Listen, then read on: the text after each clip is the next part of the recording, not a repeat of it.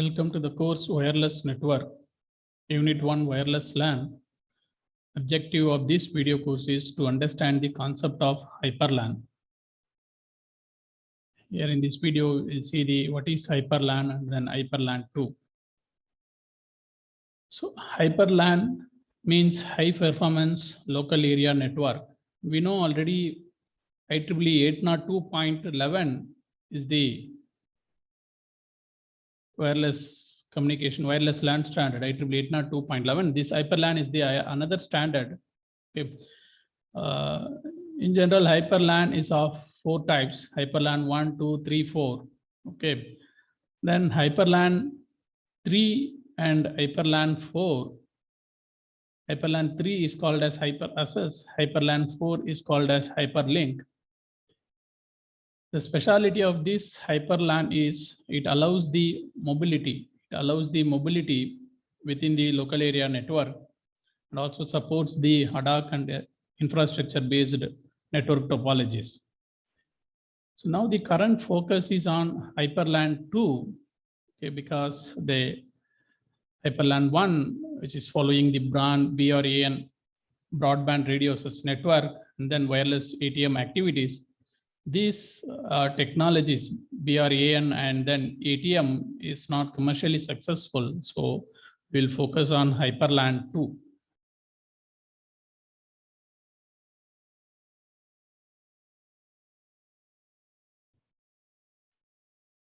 So as HyperLAN 1 is not successful, okay, HyperLAN 2 is having better chances.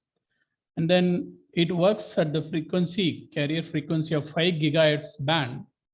And then it provides data rate up to 54 Mbps, megabits per second. And also it provides quality of service support and then enhanced security features.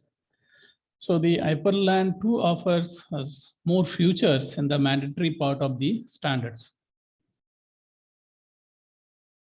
The characteristics of HyperLAN 2, it's having high throughput transmission. Throughput in the sense how much data is transmitted. Okay, at a time, how much data is transmitted through a channel, that is called as throughput.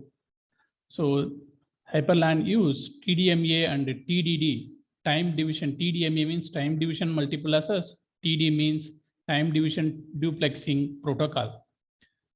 And then it offers up to 54 Mbps speed at the physical layer and then 35 Mbps speed at the network layer. And then type of connection of HyperLAN is connection oriented. That means always there will be a logical connection between the sender and receiver. Before actual data transmission, there will be a logical connection between the sender and the receiver. So for example, in this case, mobile device communicating with the access point. Now, during the connection setup itself, the devices has to negotiate the QoS parameters, that is quality of service parameters. And then it uses time division multiplexing along with the TDD, time division duplexing, to separate the uplink and downlink communication. So here the connection can be bidirectional point to point, or it may be unidirectional, that means only on any one direction, or connection may be of point to multi-point connections. Additionally, it also provides broadcast service. Broadcast means one-to-many communication. Next, security. So in HyperLAN 2 technologies, the authentication is done by both mobile terminal as well as access point. Simultaneously, both can authenticate each other. So it provides better authentication and encryption standards. Next, mobility support. Okay, as already explained, mobile terminals, in case of HyperLAN 2, mobile terminals can move within the given range, within the access point range. Even if it goes to the another area, again, it will be connected to the another access point. So mobility is there in case of HyperLAN 2 technology.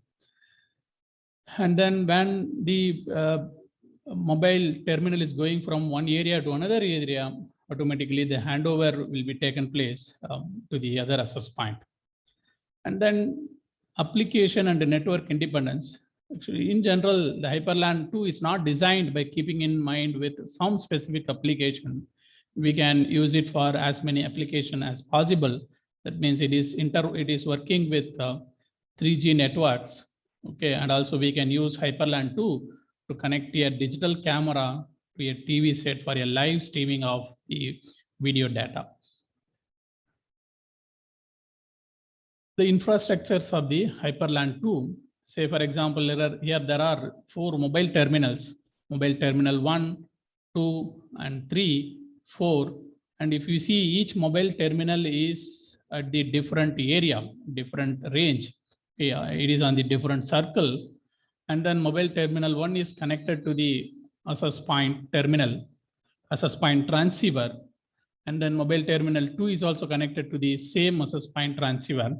When the mobile terminal is going from this area to first area to the second area, there will not be much change in the controlling point of view. Why? Because the mobile terminal is still on the same access point. But whereas when the mobile terminal goes from third to second to third, again, it has to be communicated to the core network. Okay, all its information, control data has to be communicated via the core network to the another access point.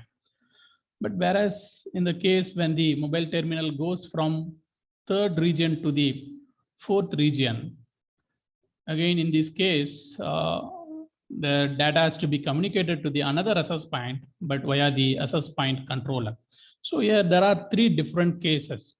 In the first case, mobile is going from one area to another area without change in the access point. The second case, it is going from one area to another area. Now we have to communicate, control data has to be communicated via the core network. In the last case, it is going from one area to another area, one access point to the again other access point.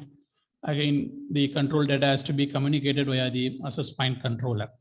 So very clearly, each access point is connected to the access point controller, and all access point controller connected to the core backbone network, that may be Ethernet, Firewire, or ATM or UMTS technology. Next, there are 2 modes of operation. Here, the first mode is the centralized mode, where all the mobile terminals are connected with the access point. Again, if mobile terminal 1 wants to communicate with mobile terminal 2, again, the data has to be communicated via the access point. And also the access point will have individual control channel to each and every mobile terminal. Whereas in the case of direct mode, the communication between the data communication between 1 and 2 can be carried out individually. But still it will be, these mobile terminals will be monitored by access point controller. Okay. Thank you.